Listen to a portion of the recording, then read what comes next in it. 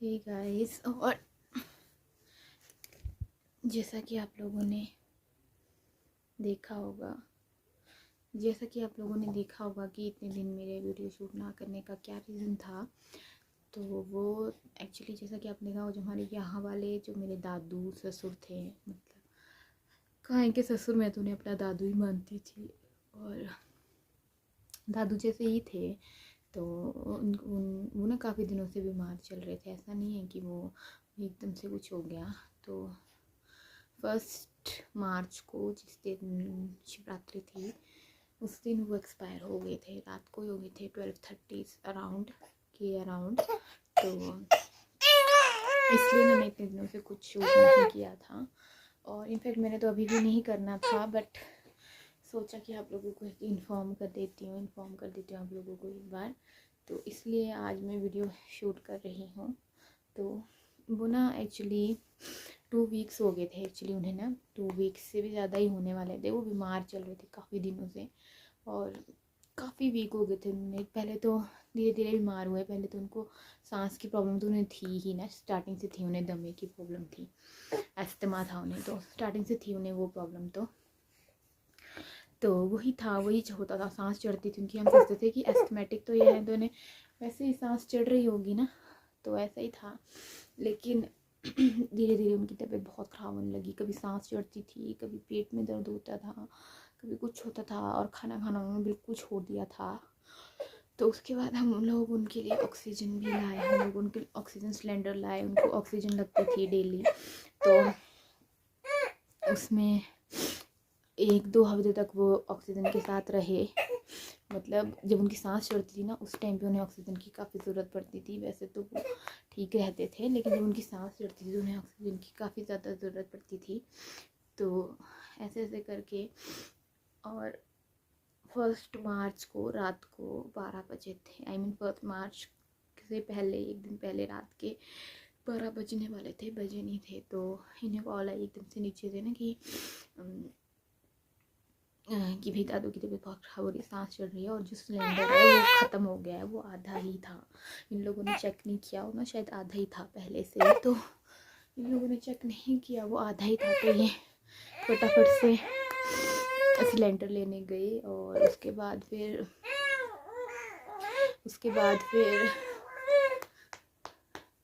फटाफट से ये लोग सिलेंडर लेने गए। और ये गई, मतलब फटाफट से सिलेंडर लेने ना, रात के 12 बज रहे थे आई थिंक।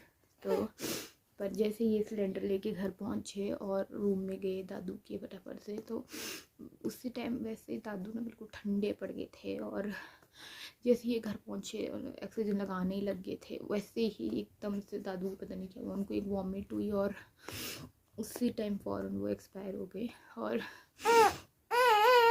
लास्ट दिन जिस दिन वो एक्सपायर हुए, उससे एक दिन पहले, यानी कि 28 फरवरी को ही रात को, उन्होंने कुछ नहीं खाया। उन्होंने सबको मना कर दिया था कि मैंने खाना नहीं खाना है, तो वैसा सबको मना कर दी थी। लेकिन उन्होंने मेरे हाथ से खाना खाया था। मैंने खिलाया था उन्हें खाना फर्स्ट टाइम। तो मैंने उनके लिए वो बनाया था जो आंगनबाड़ी से मिलता है ना, वो किशारा जैसा, वो खा रहे थे वो आजकल बहुत ना, तो वो बनाया था मैंने उनके लिए लिक्विड सा।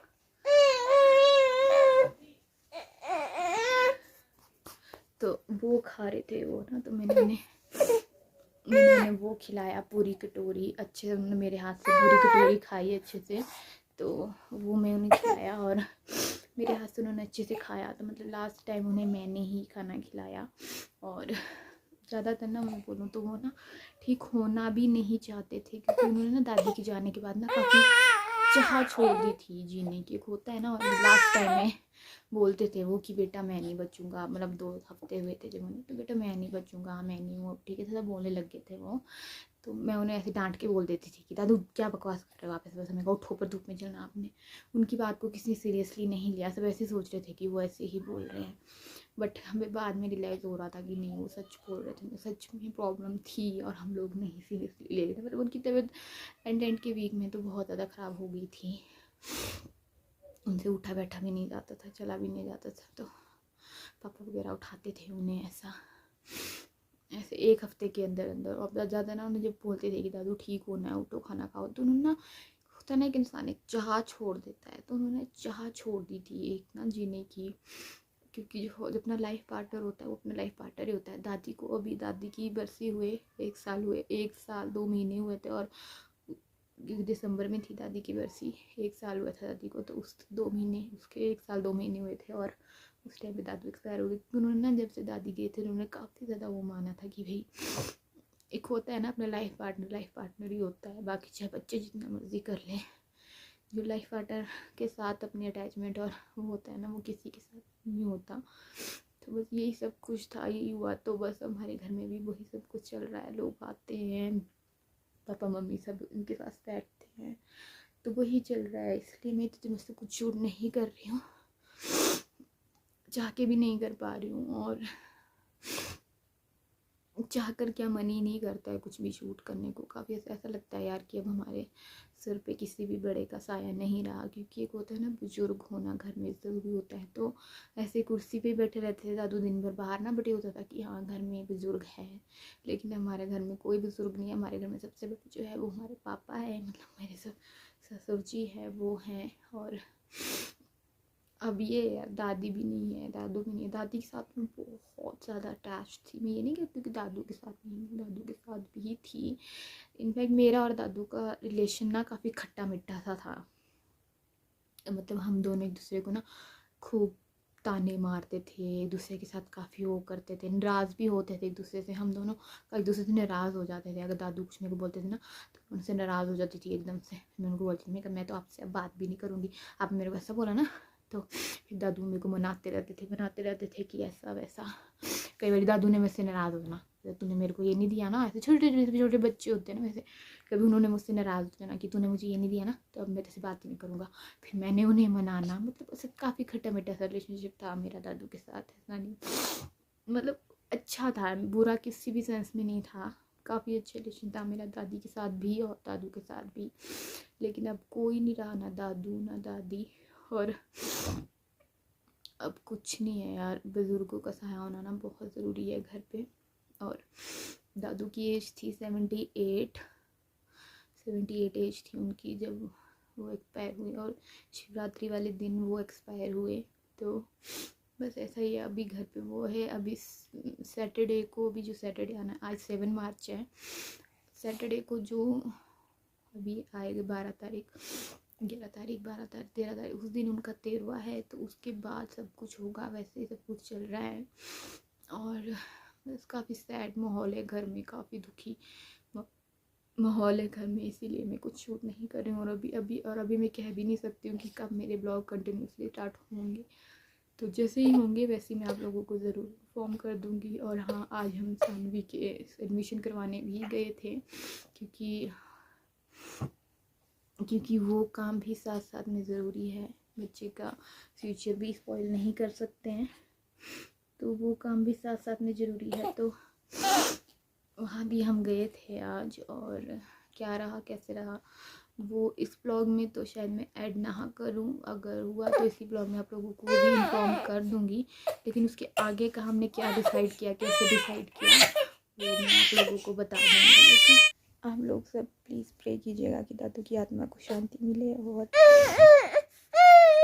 हमारे घर में सब कुछ जल्द से जल्द ठीक हो जाए। हाँ जी है जी, जो कर मैं रखूंगी इस टाइम में तो 10 फुल के कुकर में जी। आप दीदी कुकर में जा ताई तो हमारे क्या बोलते हैं पहले तो आपके क्या बोलते भाई? तेथू, हमारे बोलते तेथू, ऊपर शिमला में तेथू। यही सुना मैंने लेतड़ू, मैं कहा क्या होता लेतड़ू। मतलब नई चीजें यहाँ पे कुछ अलग बोलते ना, हमारे कुछ और लैंग्वेज बोलते ऊपर। आपकी भाषा और हमारी भाषा सेम है। हाँ, आप कहाँ है आपका घर, गांव, सॉरी मायका? सदपुर से ऊपर। हाँ, वहाँ पे फिर वही लैंग्वेज आ जाती है। कोट में आपका घर? अच्छा। और ये ना हमारी गांव की जो लेडीज़ होती है वो खाना बनाने आते हैं। जब किसी के घर में डेथ होती है ना, तो गांव की जो लेडीज़ होती है वो वहाँ पे खाना बनाने जाते हैं। जैसे कि अगर जैसे मंडे हो गया, वेडनेसडे हो गया, और फ्राइडे हो गया, संडे हो गया, मंडे हो गया, और ट्यूसडे, थर्सडे एंड सैटरडे को नहीं आते हैं। लेकिन बाकी दिन गांव की औरतें आती है खाना बनाने, क्योंकि लोग आते हैं ना जैसे, तो फिर वो लोग हमारे घर का हाथ का बना हुआ खाना नहीं खाते हैं, तो इसलिए वो लोग खाना बना रहे थे। और जो ये सेकंड क्लिप है ये है ट्यूसडे की। उस दिन मैं और कंचू बैठे थे तो हम खाना बना रहे थे अपने लिए, क्योंकि उस दिन कोई नहीं आना था, तो इसलिए उस दिन हम खाना बना रहे थे अपने लिए। मॉर्निंग थी और मॉर्निंग का टाइम था, इसलिए मैं और वो खाना बना रहे थे। तो ऐसे ऐसे रिवाजें होती हैं हमारे। और अभी जब तक तेरवा नहीं हो जाता तब तक ऐसा ही चलेगा। जिस दिन बुरे बार होंगे, बुरे बोलते हैं हमारे कि बुरे बार मतलब ट्यूसडे, थर्सडे एंड सैटरडे को, उस दिन कोई नहीं आता। बाकी पूरे दिन गांव की औरतें खाना बनाने आएगी, वही सब कुछ करेगी। तो हम लोग उस दिन कुछ नहीं करते हैं। मैंने कान देखना क्या काम दिया था? इसको मारे पार। अच्छा, अब जोड़ ही नहीं लगाई, देखो तो कहाँ रखी है आपने जोड़। तो कहाँ से लगाऊं जोड़? ले, ये लग रही नहीं जब जोड़ तेरी ऊपर को, तब खुद ही लगा। तू मेरे को नहीं आती चूल्हे में रोटी बनाने। इससे हम गैस बनाते ना, फिर गैस पे बनाते रोटी, क्यों? चूल्हे पे बनाते रोटी, इसकी रोटी। तो बस यही मेरी कुछ इतने दिनों की छोटी छोटी सी क्लिप्स थी जो मैंने शूट की है बीच बीच में। जैसे जैसे थोड़ा थोड़ा टाइम लगा है वैसे वैसे शूट की है। तो यही थोड़ी थोड़ी सी क्लिप्स मैंने शूट की है। आगे जैसे भी होगा मैं आप लोगों को ज़रूर इन्फॉर्म कर दूँगी।